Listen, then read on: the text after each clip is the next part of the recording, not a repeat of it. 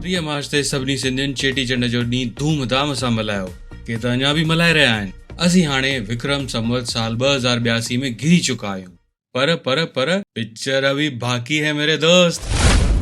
जेकॾहिं तव्हांखे लॻे थो त चेटीचंड जा मेला पूरा थी विया आहिनि त ही वीडियो एंड ताईं ज़रूर ॾिसो, जाम मज़ो अचण वारो आहे। हिकु ॾींहं जा मेला पूरा थी विया, वॾे चेटीचंड जी पार्टी अञा बाक़ी आहे।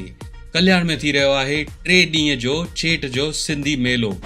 रोशनी कमल फाउंडेशन जे तरफ़ां आहे तव्हांखे इन्विटेशन 25, 26 ऐं 27 ते कल्याण में, जिते परफॉर्म करे रहिया आहिनि प्रेम भारतिया, जतिन उदासी, शुभम नाथाणी ऐं जर्नी ऑफ सिंधीज़ बाय मोहित शेवाणी। हिते फ्ली मार्केट में मिलंदा डिस्काउंट ऑफर, कपड़ा, एसेसरी, इलेक्ट्रॉनिक, सिंधी खाधा ऐं ॿियो बि घणो ई कुझु। अरे तरसो त सही, अञा बि पिक्चर बाक़ी आहे। ठाणे में थी रहियो आहे 4 ॾींहं जो महामेलो, 1, 2, 3, 4 मई ते उपवन लेक ते। फास्ट जे तरफ़ां आहे तव्हांखे सुहिणी सिंध ॾिसण जी इन्विटेशन।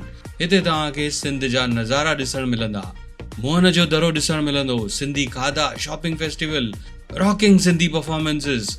देश विदेश मां वॾियूं हस्तियूं अची रहियूं आहिनि। अचो त हिन साल जे चेटीचंड खे यादगार बणायूं ऐं सभई सिंधी गॾिजी एको ॾेखारियूं। जय झूलेलाल।